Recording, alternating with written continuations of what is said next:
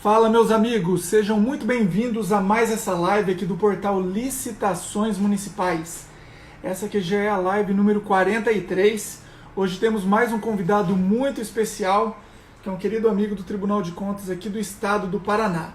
Já estamos aqui buscando conexão com o analista de controle do Tribunal de Contas do estado do Paraná, Vilmar Martins Júnior. Hoje um tema muito interessante. Falaremos sobre as sanções e medidas impostas pelos tribunais de contas em decorrência das contratações públicas. Então, hoje é um tema realmente bem diferenciado e, com certeza, esse nosso convidado vai agregar muito valor para o nosso público. Boa tarde, Vilmar, tudo bem? Boa tarde, Tiossi, tudo bem? Me ouve bem? Ouço bem, tá perfeito aqui.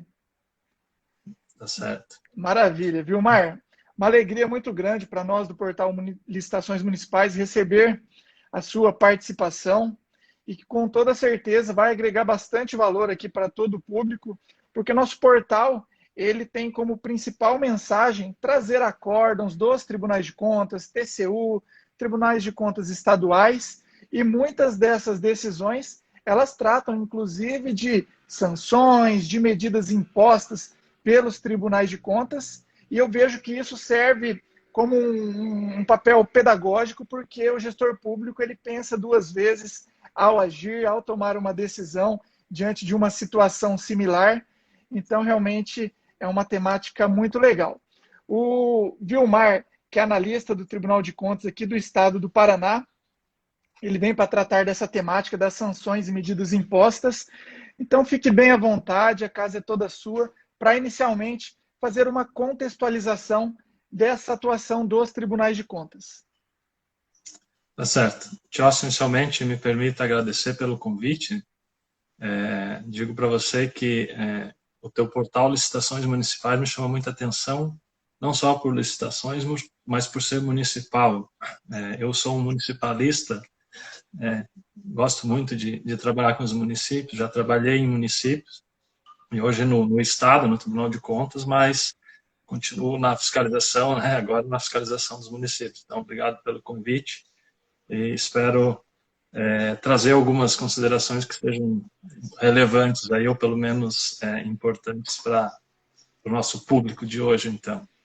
Então, assim, eu organizei uma pauta mais ou menos aqui, Tiossi, em duas sessões, digamos assim. Na primeira, vou discorrer um pouco sobre a fiscalização do Tribunal de Contas e a questão das sanções e medidas impostas. E num segundo momento, a depender de como andar aí a nossa live, nós vamos aprofundar em alguns pontos assim um pouco mais polêmicos, ou pelo menos que temos alguma eventual divergência de entendimento, ou enfim, só para reforçar alguma coisa que já vem sedimentada aí nas decisões dos tribunais. Perfeito, fique à Então, vontade. assim, obrigado.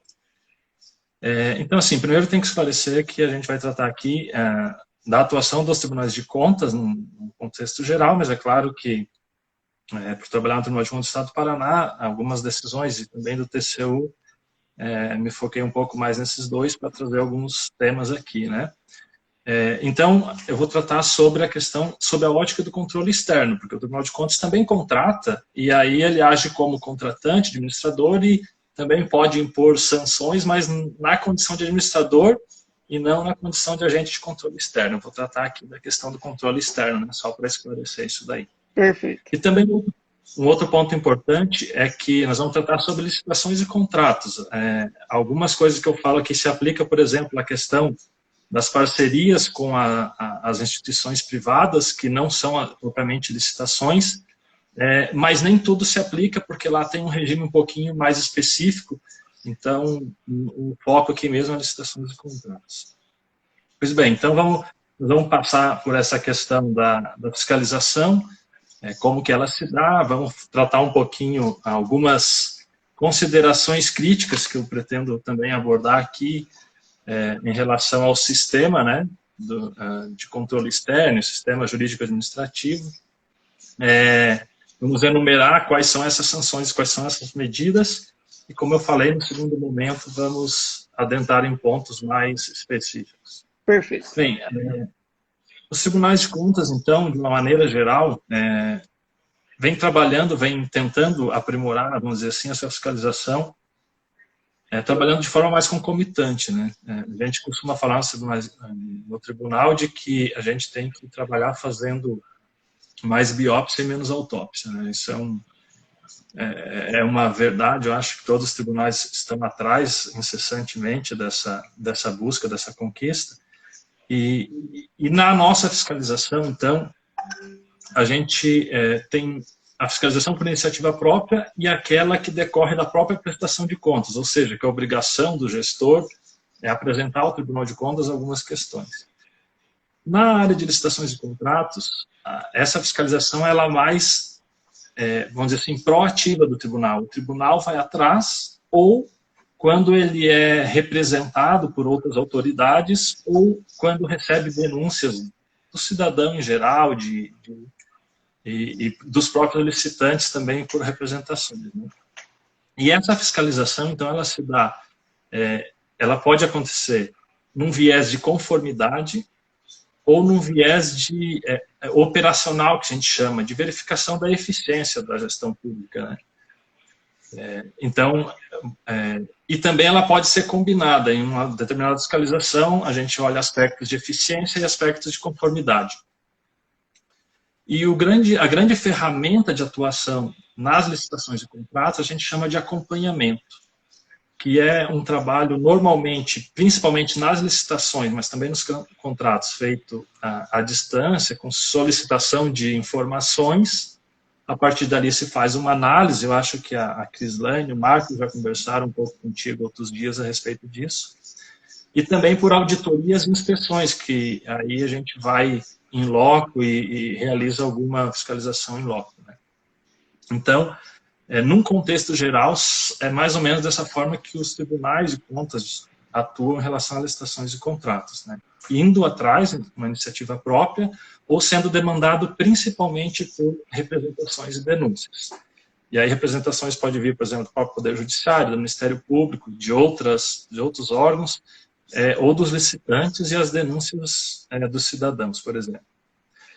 E nesse trabalho, nessa atuação, o Tribunal de Contas tem competências, por exemplo, para deferir medidas cautelares, todo mundo sabe disso, impor, entre aspas, aí, condenações, restituições, ressarcimentos, vamos dizer assim, conceder prazo, entre aspas, combinar prazo para que os órgãos ajustem os procedimentos, e esse é o grande mote, na verdade, da fiscalização de licitações e contratos, dar oportunidade para que o gestor corrija a eventual falha que ele tenha, né? E aí também, na sua fiscalização, ele também faz, uma via de mão dupla, ele também informa outros órgãos de situações que podem, por exemplo, ensejar crime ao Ministério Público, de situações que podem culminar na inelegibilidade à Justiça Eleitoral, enfim. Tem essas medidas aí que a gente já vai entrar um pouquinho mais a fundo nelas. Antes eu ainda queria fazer uma consideração aqui, de que às vezes me parece que a gente esquece que nós estamos inseridos numa república e num Estado democrático de direito ao mesmo tempo, né? E a república, o princípio republicano, significa o quê? Principalmente na gestão pública, o dever de prestar contas, dever de transparência, o accountability, que a gente chama, né? Exercer com responsabilidade e transparência os atos da administração pública.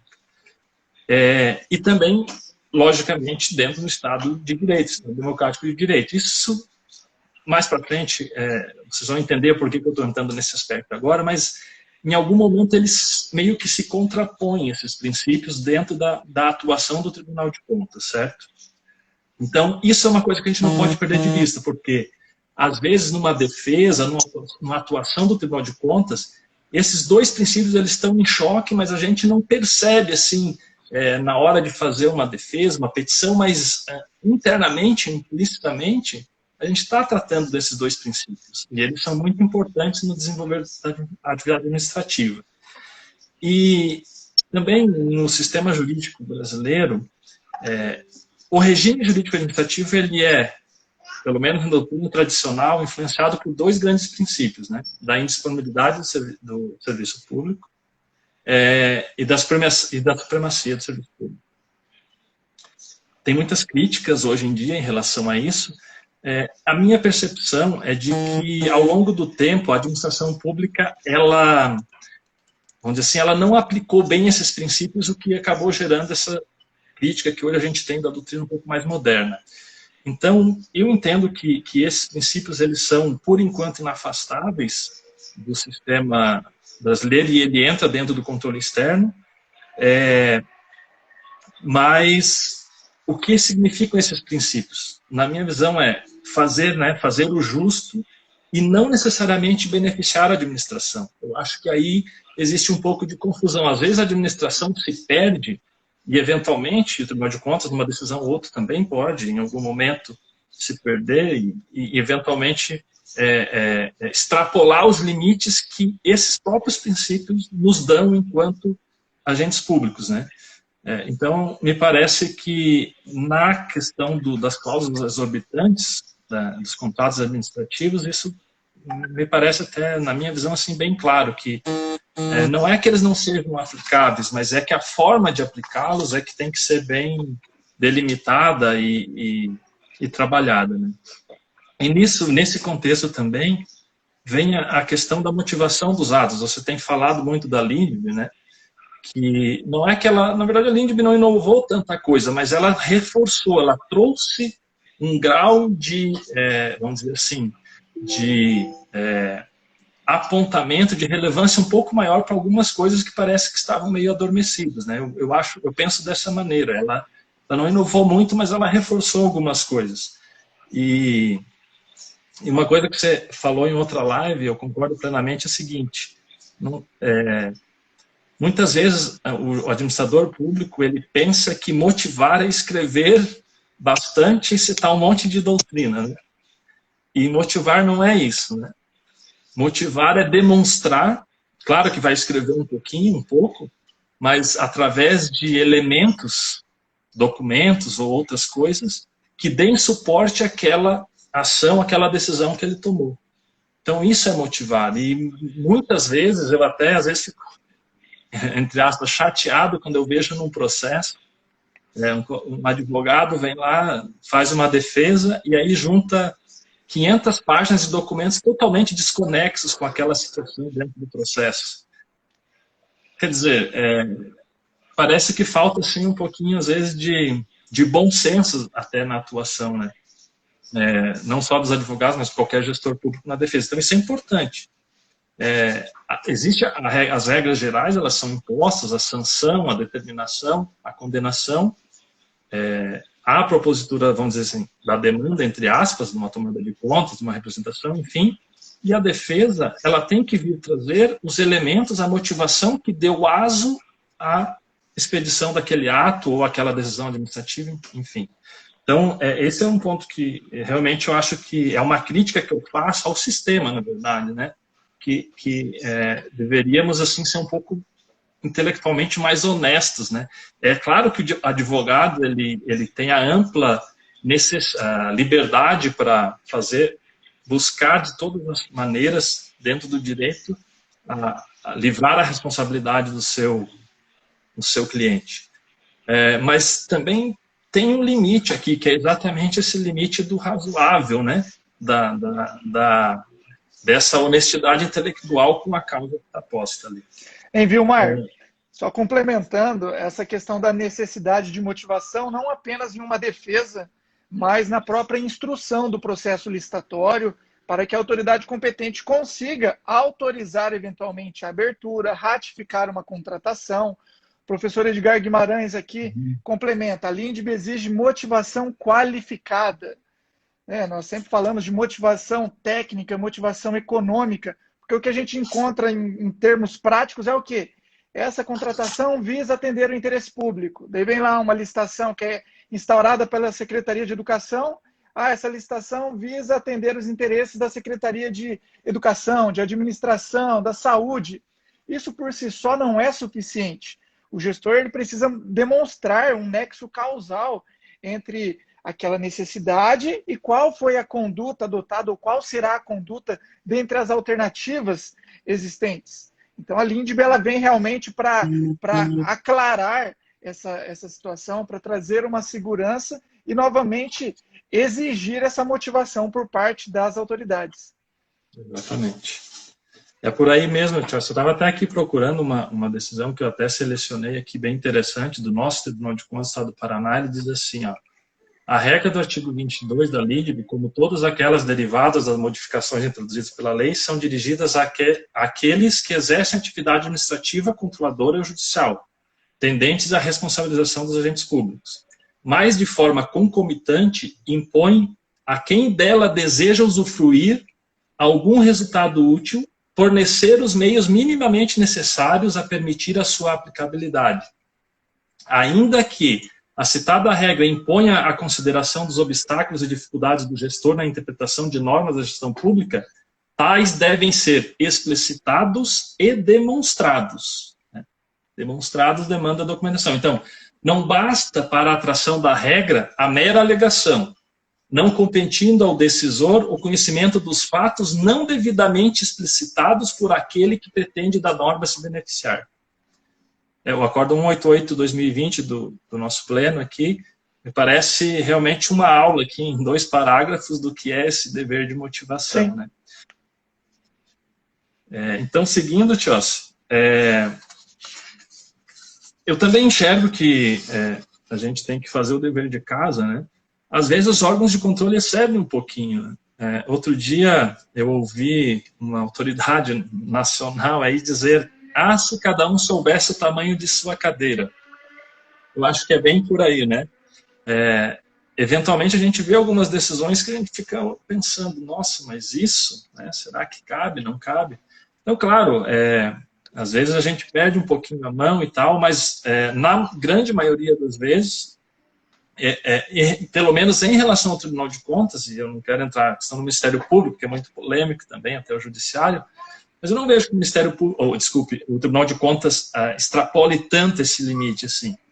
Há casos, mas realmente é uma coisa que os tribunais de contas têm que estar atentos para que isso não aconteça, até porque isso acaba, as consequências disso depois podem ser exatamente mais ruins do que se não tivesse agido naquilo que, para o próprio sistema, eu quero dizer, se não tivesse tentado, vamos dizer assim, intervir naquilo que não lhe cabe, não lhe compete. Sim, sim.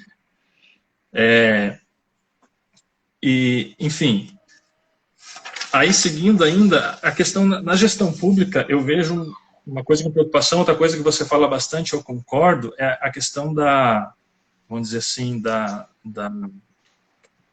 do treinamento do pessoal, do aperfeiçoamento do pessoal da administração pública, né? Não tem como discordar disso, né? Na prática, eu vejo um problema aqui, na gestão pública, e é lógico que também a gestão pública nem está sempre errada, nem sempre certa, temos todas as situações possíveis, mas uma das coisas que não acontece em todos os lugares, mas acontece bastante, por exemplo, é a troca, vamos dizer assim, constante de servidores de um determinado setor, né? Então, assim, você vai lá, capacita, prepara uma equipe e tal, dali um tempo, às vezes, o mesmo gestor, mas principalmente na troca de gestão, há um desmonte daquela equipe, vem outra e os problemas, e aí você está sempre tratando dos mesmos problemas, porque já não é mais aquela mesma equipe. Então, eu acho que tem a sensação que, às vezes, o gestor, assim, ele não percebeu que ele tem a gestão de governo e a gestão de Estado. E essas coisas, para mim, são questões de gestão de Estado, é permanente, tem que estar ali. Então, a partir do momento que eu preparo as pessoas, é claro que vai haver mudanças em determinados momentos, mas, de regra, deveria essa equipe treinada para determinado assunto ser privilegiada, principalmente nesses assuntos sensíveis, licitações, RH, contabilidade, controle interno, claro, tem que ter o rodízio até pela jurisprudência do Tribunal de Contas aqui do Paraná, mas, enfim, eu vejo isso como um certo problema na administração pública. Vilmar, e eu tenho presenciado que isso não acontece única e exclusivamente na troca de mandato. Durante o ano, os 4 anos, né, de mandato, isso acaba acontecendo até de uma forma bem frequente. Geralmente tem aqueles servidores que se destacam e, por conta disso, eles viram coringas, peças-chave na administração. E a partir do momento em que o determinado departamento ele fica ali por conta de atestado, pedido de exoneração ou qualquer outro problema que seja, ele pega aquele servidor que já está adaptado, que está capacitado, que já entende todas as rotinas daquele setor, ele pega aquele servidor e simplesmente troca ele sem nenhum planejamento, sem nenhuma motivação técnica, né? Embora aparentemente ele esteja apto para exercer, afinal de contas é um coringa, mas isso que causa esse grande problema, porque daí precisa repor aquela peça que foi substituída, nova capacitação, o que demanda tempo para essa preparação e vai virando uma verdadeira bola de neve. Então isso é um problema que vem acontecendo não só na troca de mandato, mas durante o próprio exercício ali, acaba acontecendo principalmente em âmbito municipal. Isso. Pois é. Enfim, então, algumas coisas a gente acaba compartilhando, porque é a realidade prática, não tem nem como negar, né, muitas coisas. Né? Enfim, também os fornecedores, às vezes, em algumas situações, eu vejo que ele não se contenta com o lucro que é direito legítimo e necessário dele. Ele quer mais, ele quer se aproveitar da situação. Aí é que perde-se a mão. Então, aqui também, para mim, em alguns casos, falta um pouco isso que eu chamo de honestidade intelectual dele. Olha, ele tem todo o direito de ter o lucro dele, de ter o pagamento em dia, de ter o respeito à ordem cronológica de pagamentos, tem todo o direito.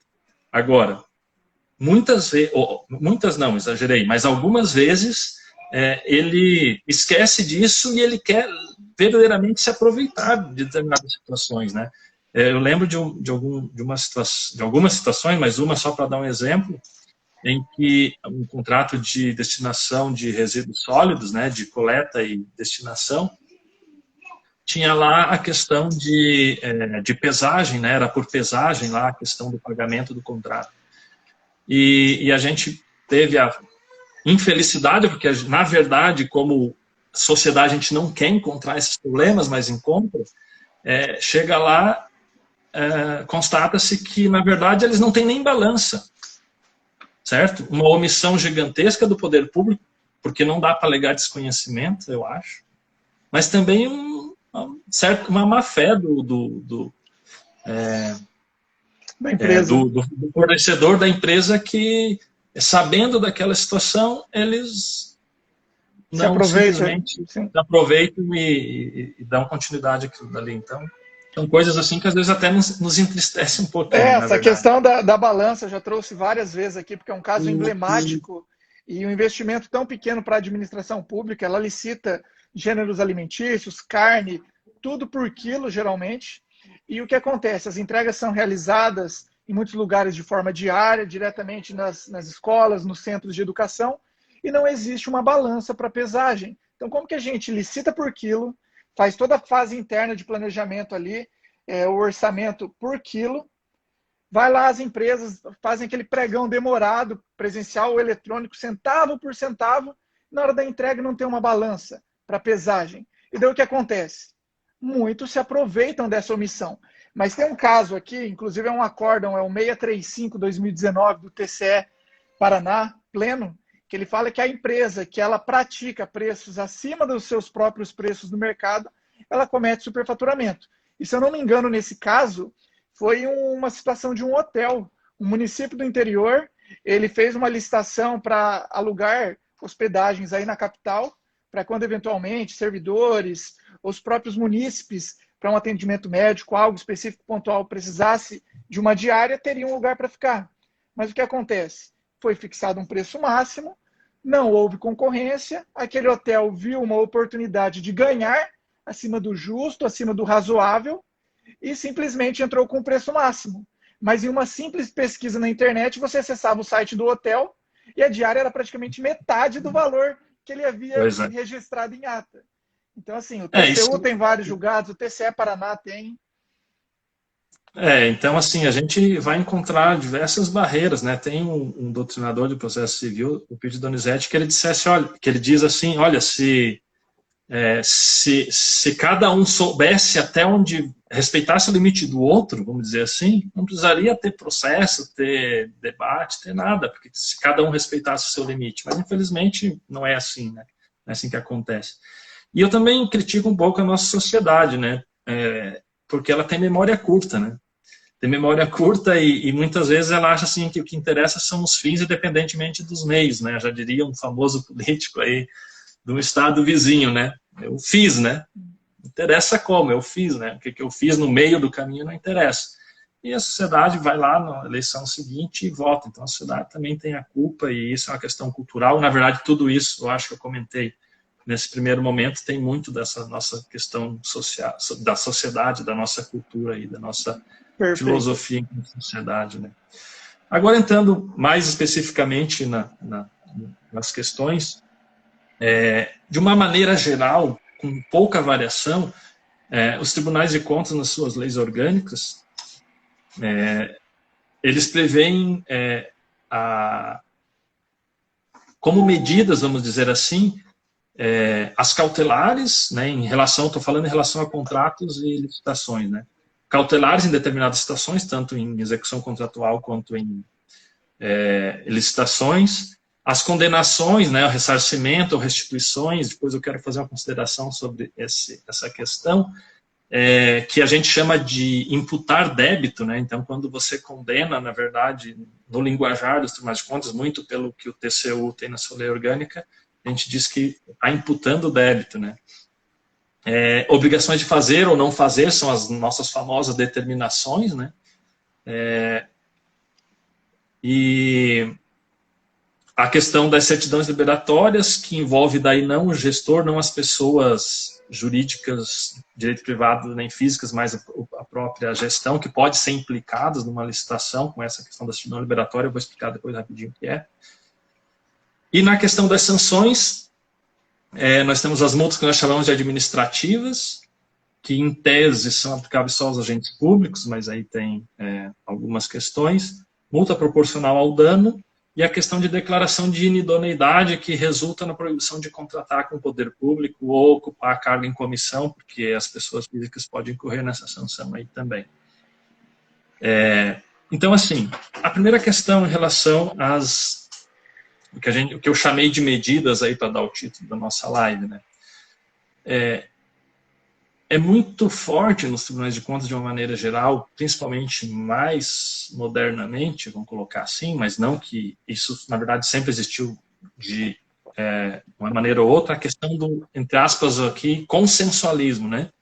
O que seria o consensualismo aqui, traduzindo? Seria aquelas questões que, por exemplo, a gente faz muito dentro do Tribunal de Contas, que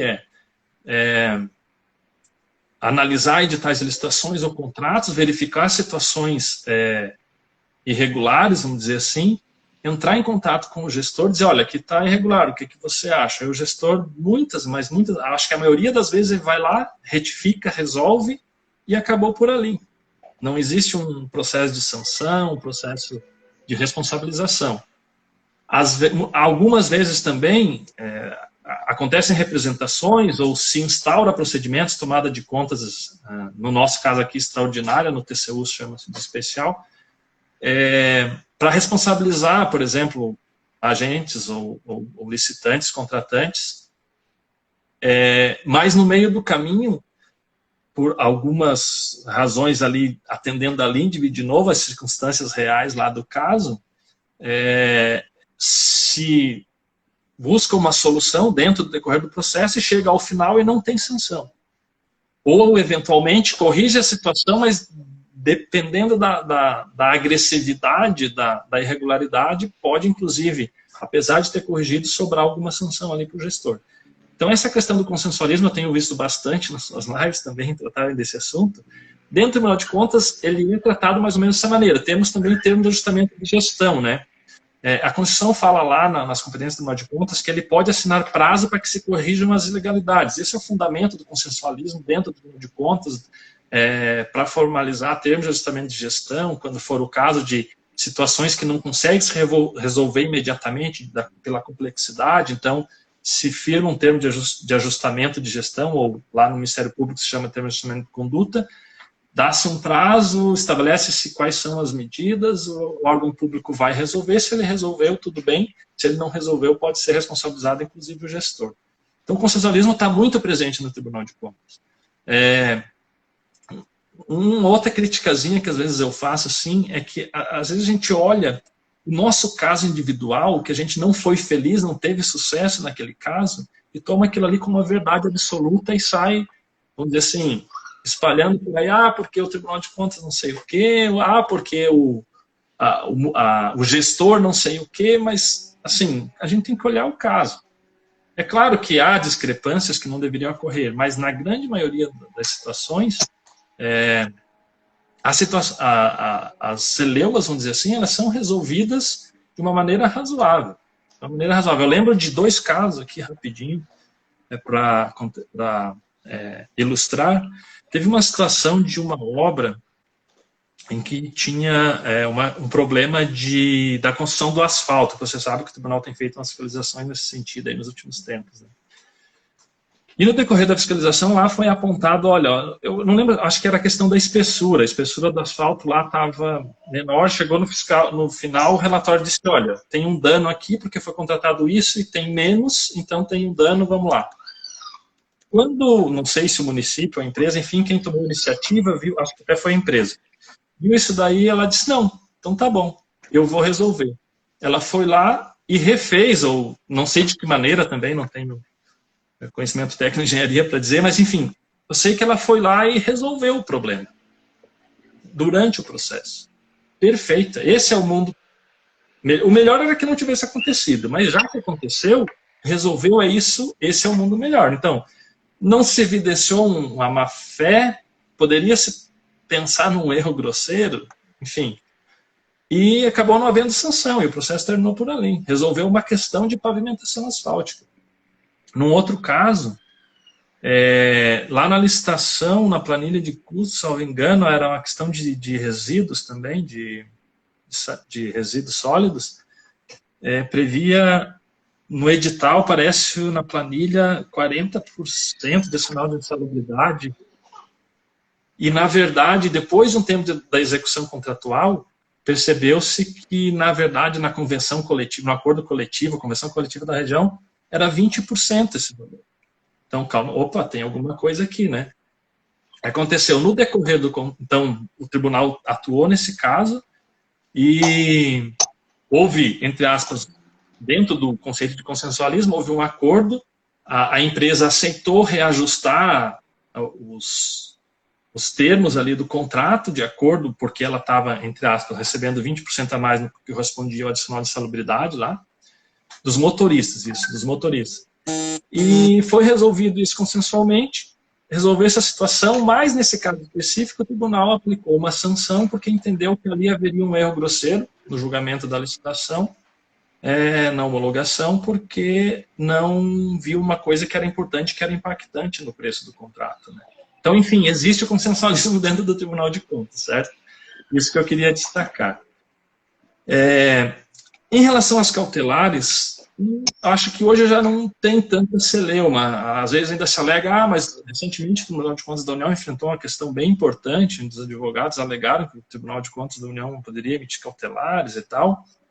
Isso está meio pacífico dentro do STF, de que é um poder implícito, na verdade, além de estar expresso na legislação, né, na maioria dos tribunais tem, na sua lei orgânica, o TCU tem, o TCE-PR tem, é um poder implícito, ou seja, para exercer as competências do Tribunal de Contas, tem que largar, aliás, tem que se valer, ou eventualmente precisa se valer desse expediente para obter um resultado útil no processo, né, ou na atuação, ou na fiscalização. Então, não vejo tanta polêmica em relação a isso. A questão que entra aqui é o que os administrativistas chamam de caneta paralisante, o temor da caneta paralisante, né?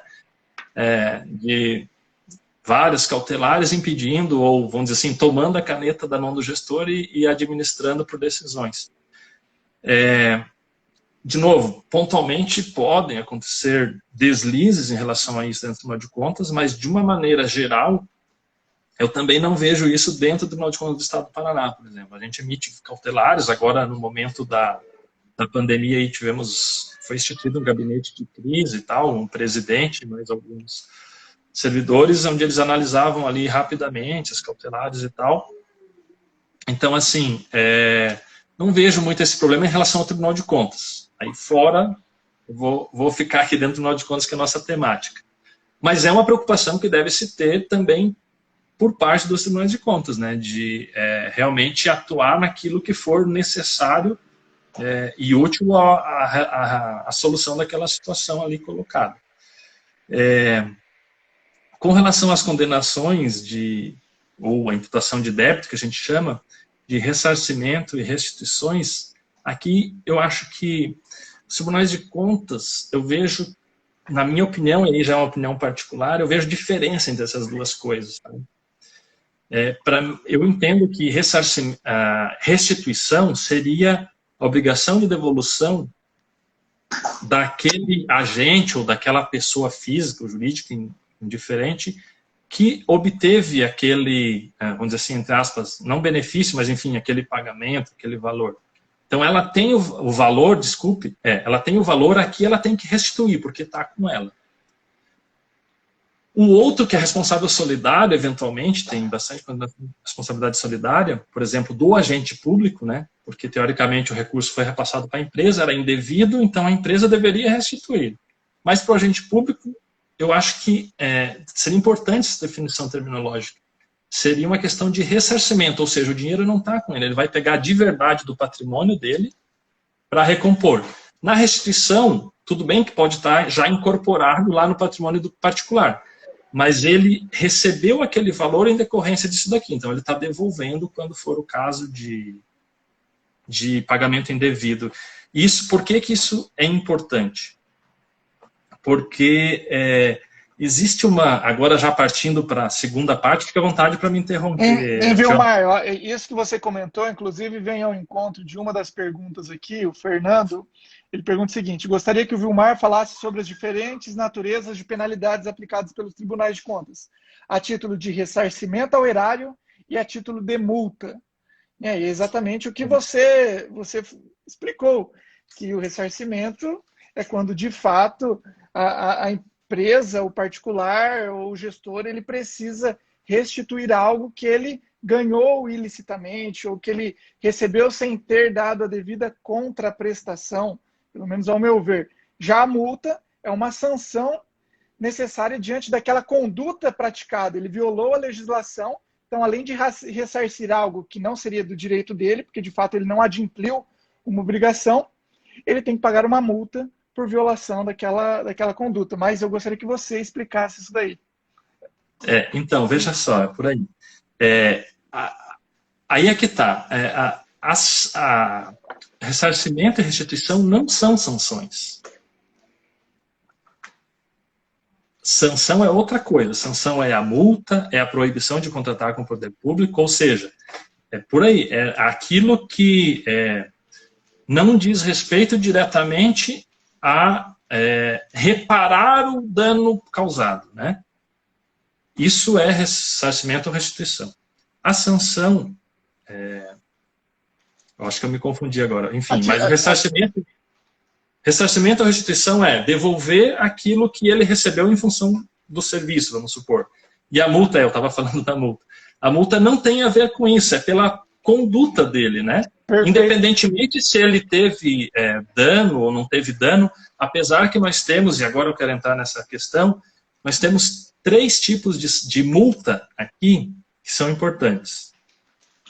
A multa exatamente proporcional ao dano, que pressupõe, portanto, um dano.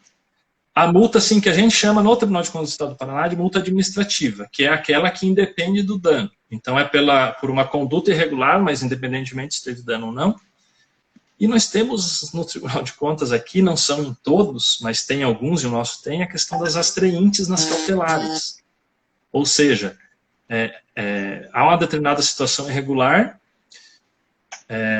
há uma representação, a fiscalização de ofício pelo tribunal, e eles pedem uma cautelar para que o gestor lá pare alguma coisa ou faça alguma coisa que eventualmente vai dar um prejuízo muito grande nessa primeira análise se ele continuar. E aí é possível, tem previsão, pelo menos na nossa lei orgânica, de que o tribunal aplique multa diária. Ou seja, faça ou não faça, e se você desobedecer isso, eu aplico multa. Não são todos os tribunais que têm essa previsão. A gente tem na nossa lei orgânica. É um instrumento forte, né? Um instrumento forte e deve ser utilizado com muita muita sabedoria, eu diria assim.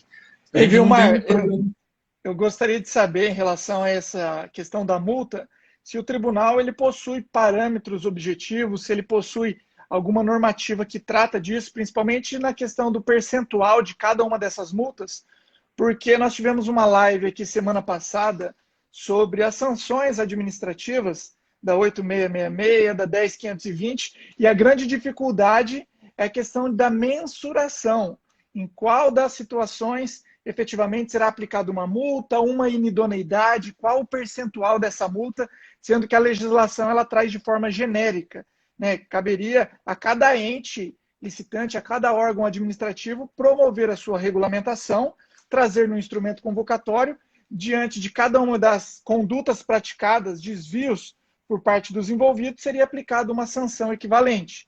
No Tribunal de Contas, existe algo específico que traga esse critério objetivo? Agora eu vou falar especificamente do nosso tribunal, que eu conheço bem, né? Assim, as multas administrativas são fixadas em unidades definidas. Para cada configuração, tá lá no artigo 87 da nossa lei orgânica, para cada tipo, vamos dizer assim, para cada tipo sancionatório tem um valor em unidade padrão fiscal do Paraná, que hoje está em torno de R$100. Então, ele varia de 10 a 50 unidades padrão fiscal. Então, hoje, em torno de R$1.000 e pouquinhos a R$5.000 e poucos, né? Nas chamadas que eu chamei aqui de multas administrativas. A multa proporcional ao dano ela é de até de 10 a 30%. Não existe no regimento interno uma definição, vamos dizer assim, objetiva de como se dá essa variação. A outra sanção que você mencionou ali, que eu já ia tocar na sequência, que é importantíssima, é a questão da declaração de inidoneidade, que na nossa legislação aqui vai dar aso à aplicação da proibição de contratar ou de exercer cargo em comissão de até 5 anos, certo?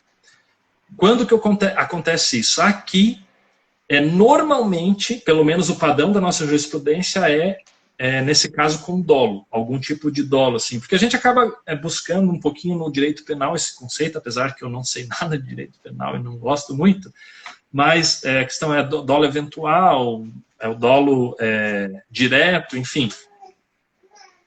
A jurisprudência ela vai muito nesse caminho do nosso tribunal, né? Quando é dolo, então aplica essa declaração de inidoneidade e aí, dependendo das circunstâncias do caso, vai variar o prazo de aplicação da sanção ali para proibir de contratar ou proibir de ocupar cargo público, dependendo das circunstâncias do caso. Também não existe uma regra dizendo, se acontecer isso é tanto, se acontecer Y é tanto, se acontecer Z é tanto. Também não, fica, vamos dizer assim, no livre convencimento motivado do órgão decisor, vamos colocar assim, né? Então, assim, para tentar encaminhar aqui, o Tribunal de Contas, então, ele tem a questão das cautelares, que é uma questão importante aqui, são as astreintes, a multa diária por descumprimento, né? Uma questão interessante. Tem o que eu chamo de condenações ou imputação de débito, que é a questão do ressarcimento e da restituição. A questão das certidões liberatórias, isso é o quê? As entidades, municípios, enfim, ou até as organizações, as entidades privadas que buscam algum convênio, elas têm que obter essa certidão de que não tem pendências no Tribunal de Contas em relação a algumas questões, para poder obter recursos do governo estadual ou federal. E como que isso aqui entra nas licitações de contratos? Eventualmente tem um contrato que está com algum problema, o tribunal imputa uma determinação, olha, você tem prazo de 30 dias para fazer tal coisa, ou para desfazer tal coisa. A partir desse prazo, se ele não cumprir, essa sanção institucional, vamos colocar assim, ela vai gravar lá o município que não vai obter essa certidão e não vai conseguir obter recurso de transferência voluntária, né? Então, ela tem implicação nas licitações de contratos em decorrência disso. E também tem a tão temida aí pelos gestores inclusão na lista de agente público irregular que vai ser encaminhado para a Justiça Eleitoral.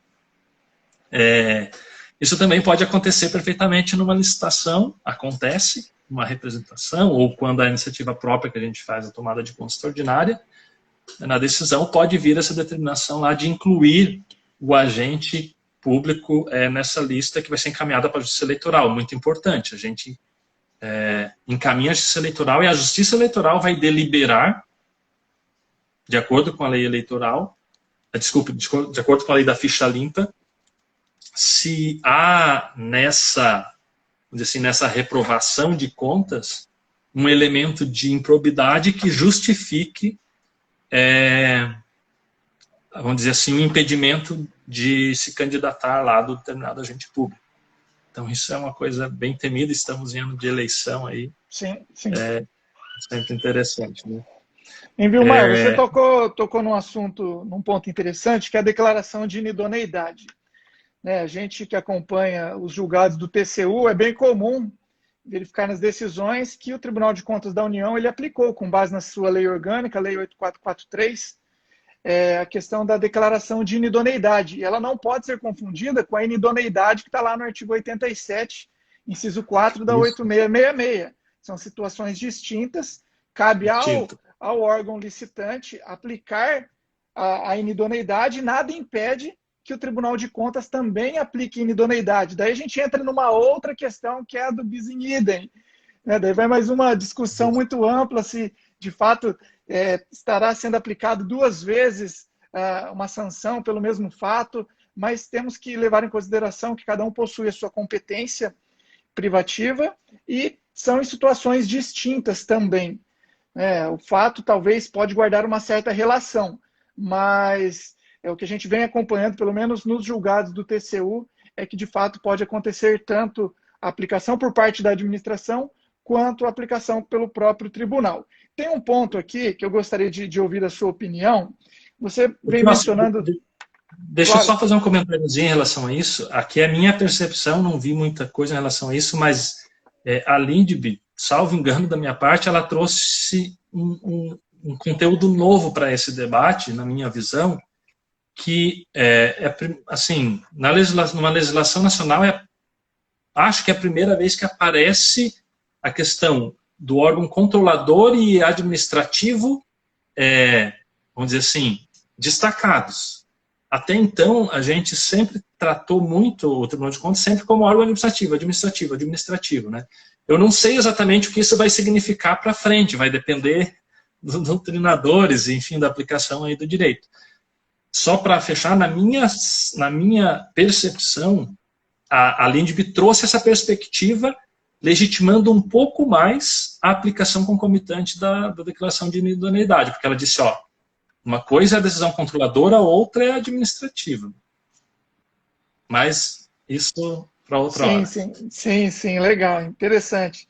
Muito pertinente suas considerações em relação a esse tema, mas o que eu gostaria de ouvir de você é que você vem comentando a questão das cautelares. O artigo 113, parágrafo 1º da 8666, admite que os próprios licitantes eles apresentem representações e muitas dessas representações eles pleiteiam uma medida cautelar em razão de uma possível irregularidade, ilegalidade, abuso de autoridade ali. E eu tenho visto o Tribunal de Contas concedendo muitas cautelares. Em alguns casos, ele abre esse diálogo com o órgão licitante para que o órgão apresente justificativas, para que ele motive e explique o porquê daquela determinada situação.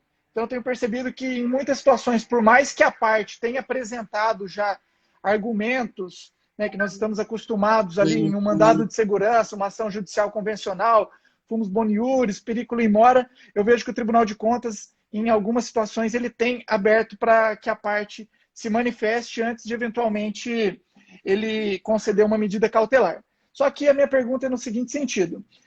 A gente tem percebido esse consensualismo, esse diálogo e a questão pedagógica também por parte do Tribunal de Contas. E eu vejo que quando ele concede a cautelar, muitas vezes o órgão público ele acata, revoga a licitação, anula a licitação e instaura um novo procedimento corrigindo aquelas inconsistências.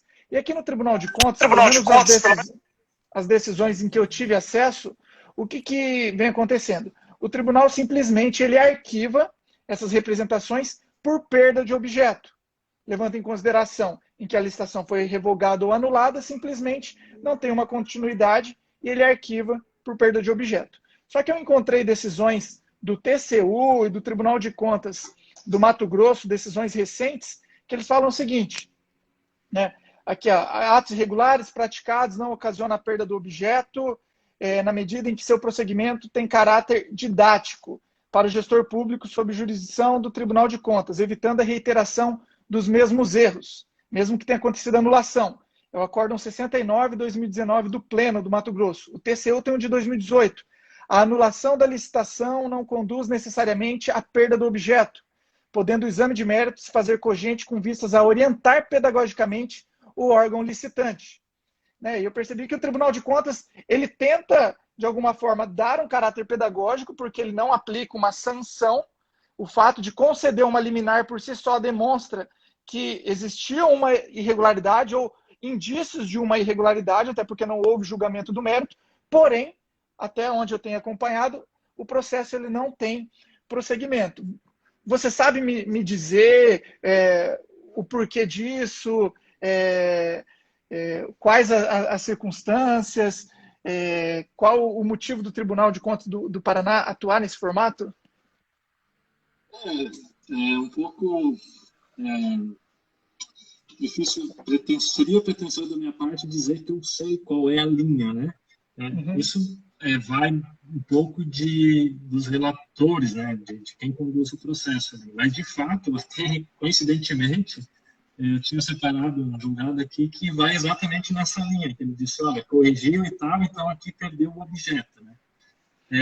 Vou ficar te devendo essa resposta porque realmente eu não tenho conhecimento se há uma deliberação normativa a respeito disso, não tem, mas me parece que é um entendimento mesmo no sentido dos conselheiros, mas também já vi alguns processos, principalmente quando se verifica e tem uma decisão, eu não sei se eu estou aqui, mas que foi bem nesse sentido, que foi inclusive uma situação interessante que as empresas, no final da história, as empresas cindiram, era uma mesma empresa, aí houve a cisão da empresa para tentar escapar da atuação do Tribunal de Contas. E, então, assim, a partir do momento que houve lá a cisão da empresa, teoricamente seria uma questão de perda de objeto. Né? O Tribunal de Contas aqui, né, disse, não, nesse caso aqui tem alguma coisa a mais, então aqui eu vou, e acabou aplicando uma sanção aí para essa manobra que teve. Agora, exclusivamente no caráter educativo, assim, uma manifestação expressa, realmente, essa eu não consigo te responder se não, de fato acho que vai muito da percepção de cada relator. Sim, era uma curiosidade pessoal, mas o que eu percebo que geralmente essas situações são naqueles casos em que um processo está sendo instaurado. Então, a partir do momento em que tem uma representação, uma cautelar, previamente indicando possíveis irregularidades, vai lá, revoga, anula e perde o objeto. Agora, em outros casos em que já houve a contratação, já é um processo em que aconteceram pagamentos, já está no curso da execução, daí já é uma situação diferente, né? E daí, de fato, o tribunal ele tem dado algumas outras orientações. Exato, eu tinha elencado aqui 8 pontos polêmicos para a gente tocar, ou pontos destacados, eu acho que a gente acabou tangenciando 2 aqui. Eu não sei se você tem alguma questão específica a colocar, estou vendo ali que a gente já está aproximando quase do final, meu Deus do céu, isso aqui passa muito rápido, muito bom esse debate. Então, fica à vontade, ou então eu escolheria mais um desses aspectos aqui, talvez para a gente comentar ainda. Certo, estamos chegando aqui nos nossos minutos finais. O professor Edgar Guimarães aqui, ele coloca outra questão, é o custo de licitação anulada, quem deve arcar? Isso daí é algo que realmente o gestor ele precisa avaliar diante de uma anulação de uma licitação, porque todos sabem que o custo direto e indireto é altíssimo. A própria Lindb, ela traz um artigo falando justamente disso, que as decisões, inclusive, elas devem pensar nas consequências. Qual será a consequência dessa decisão? Qual será o impacto financeiro dessa decisão? Então, acredito que tanto o controle externo quanto o próprio órgão licitante, ele precisa avaliar, e eu tenho percebido algumas decisões dos tribunais de contas, o próprio Tribunal de Contas do Estado do Paraná, que mesmo diante de uma irregularidade ou possível irregularidade constatada, tem aquela questão do dano reverso, que uma eventual anulação de um processo por si só causaria um prejuízo muito maior, já que teria que romper, rescindir, abrir um novo processo e deixaria um vácuo. Então, assim, eu tenho percebido nesse sentido, vejo com bons olhos até recomendações para que o gestor ele não prorrogue aquele contrato, para que ele não promova aditivos, que ele já procure meios para instaurar um novo processo licitatório, já que aquele processo, por si só, ele tem vícios, mas esses vícios foram, teoricamente, tolerados, mas isso não isenta o gestor e a empresa de uma multa, de uma sanção pelo tribunal. Vilmar, tem vários pontos aqui que eu gostaria de conversar com você, mas, de fato, o tempo passou voando, né? O Vilmar, nós que já estivemos juntos no ano passado, participando de um congresso da UVEPAR, falamos do papel do Poder Legislativo na fiscalização, né, dos próprios gastos públicos.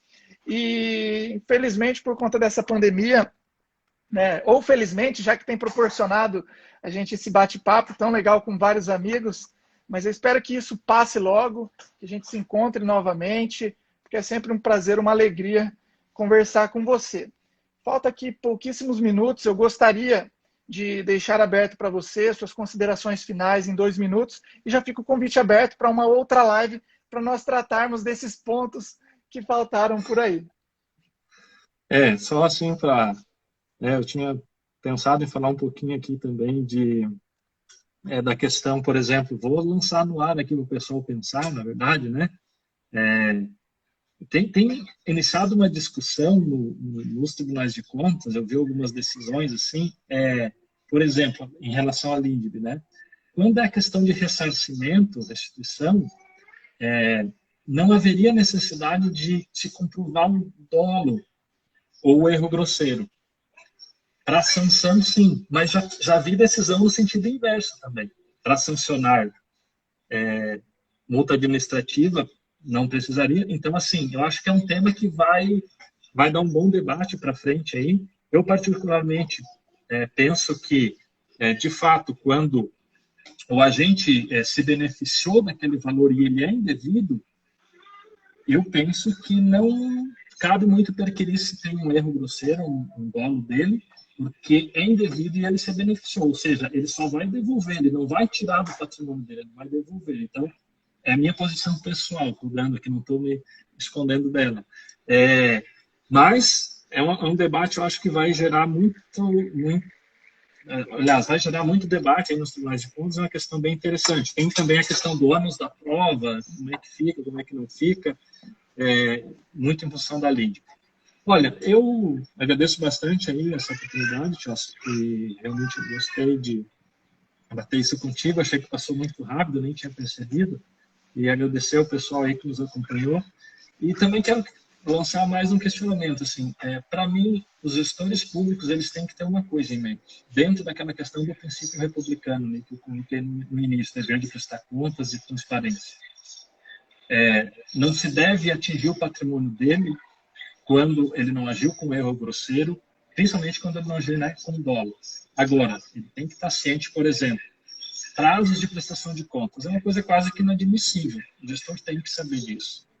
Bem, acho que vamos ficando por aqui, então, não dá mais tempo de entrar em outras coisas. Agradeço muito aí o teu convite mais uma vez e fico à disposição aí para a gente, uma hora dessas, enfrentar outros temas aí. Por exemplo, responsabilidade, o princípio vamos dizer assim, da inocência, a presunção de inocência, e o dever de prestar contas. O gestor, ele é obrigado sempre a apresentar a documentação, mesmo que incrimine entre aspas, né, que possa decorrer uma responsabilização administrativa. Outro tema bem interessante, mas, enfim. Legal. Ótimas provocações, reflexões. Eu agradeço a participação do colega Vilmar, agradeço a participação de todos que estiveram conosco aqui nessa live. Desejo um bom descanso, que todos fiquem com saúde e até a próxima. Forte abraço a todos. Valeu! Obrigado, até mais.